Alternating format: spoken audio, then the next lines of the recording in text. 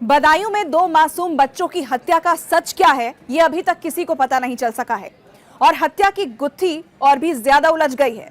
इसे उलझाने का काम खुद एसएसपी के बयान ने किया है।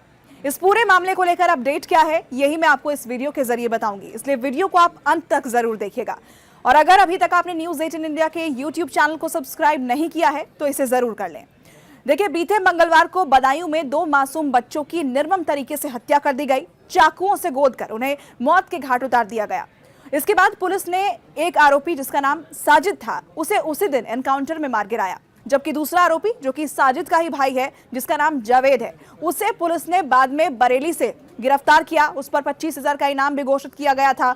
बरेली से आखिरकार जावेद की गिरफ्तारी हो गई। इसके बाद पुलिस की तरफ से एक प्रेस कॉन्फ्रेंस किया गया। प्रेस कॉन्फ्रेंस में पुलिस ने आरोपी साजिद, जिसे एनकाउंटर में मार गिराया गया था, उसे लेकर कुछ दावे किए और ये दावा जावेद के बयानों के आधार पर किया गया।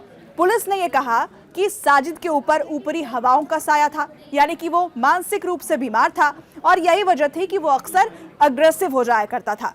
और ये प्रेस कॉन्फ्रेंस इसके बाद खत्म हो गई। लेकिन जो मूल सवाल था, जिसका जवाब परिवार भी जानना चाहता है, जिसका जवाब हम भी जानना चाहते हैं, उस सवाल का जवाब नहीं मिल पाया। ऐसा लगा कि मानो प्रेस कॉन्फ्रेंस करके, घटना का खुलासा करके बस खाना पूर्ति कर दी गई हो। लेकिन असल वजह क्या थी इस मर्डर की? 2 मासूम बच्चों की निर्मम तरीके से हत्या करने की वजह क्या थी? आपसी रंजिश वजह थी, कोई और वजह थी? वजह क्या थी जो परिवार भी जानना चाहता है? उसके बारे में कोई भी खुलासा नहीं किया गया। अब पुलिस की तरफ से जो दावा किया गया है उसमें एक दरगाह का जिक्र किया पुलिस ने और ये बताया कि जो साजिद था वो बचपन से ही उस दरगाह पर जाया करता था, जिसकी बहुत मान्यता थी और वहां पर उसका इलाज चल रहा था। कई सालों से उसका इलाज चल रहा था क्योंकि वो मानसिक रूप से बीमार था और यही वजह थी कि इस बीमारी के कारण वो अक्सर अग्रेसिव हो जाया करता था। लेकिन जहां साजिद अपना सलून चलाया करता था, उसके आसपास के लोगों से जब बात हम लोगों ने की, जब मीडिया वालों ने वहां बात की, तो जानकारी ये मिली कि वो बहुत शांत स्वभाव का था। और अगर वो इतना ही अग्रेसिव था तो इतने समय से वहां पर वो सलून कैसे चला रहा था? ग्राहकों से वो मिलता था, बातचीत करता था, वहां वो बहुत शांत स्वभाव का नजर आता था। दोनों भाई वहां पर काम किया करते थे और कभी किसी की कोई नोकझोंक नहीं हुई। और यही जो सबसे बड़ा सवाल है कि आखिर उस दिन ऐसा क्या हुआ कि उसने उन 2 बच्चों की हत्या कर दी? ना कोई लड़ाई, ना कोई झगड़ा, 2 मासूम बच्चों का आखिर कसूर क्या था कि उन्हें इस तरीके से मौत के घाट उतार दिया गया? और यही सवाल अभी भी ये ऐसा प्रश्न बना हुआ है जिसका जवाब नहीं मिल पा रहा। जब वो उस इलाके में बीते कई महीनों से, बीते कई सालों से दुकान चला रहा था, अपनी वो सलून का काम वो करता था, वहां कभी किसी के साथ उसकी कोई लड़ाई नहीं हुई, कोई नोक-झोंक नहीं हुई। तो आखिर अचानक से ये गुस्सैल प्रवृत्ति की बात कहां से आई? जबकि परिवार वालों का भी यही कहना है कि वो शांत स्वभाव का था, कभी ऐसा कुछ हुआ नहीं। और दूसरा बड़ा सवाल जिसका खुलासा पुलिस अभी तक नहीं कर पाई है, जिसके बारे में जानकारी पुलिस नहीं दे पाई है, क्योंकि वो सलून में काम करता था और उसने उन दोनों बच्चों की जो हत्या की वो भी चाकू से की। चाकू से 23 बार वार किए गए। पोस्टमार्टम रिपोर्ट में इस बात का खुलासा हुआ है। लेकिन पुलिस ने कहा कि उसके पास से तमंचा मिला है।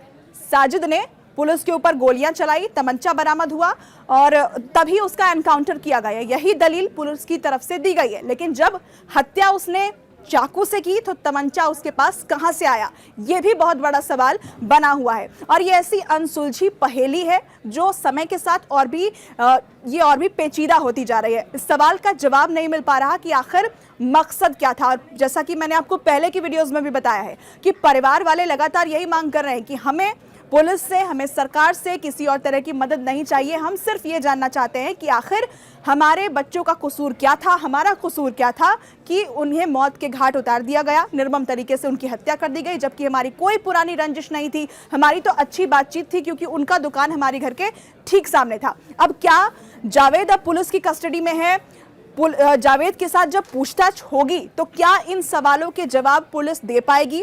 क्या सटीक इसका जवाब मिल पाएगा कि आखिर उन बच्चों की हत्या के पीछे मकसद क्या था?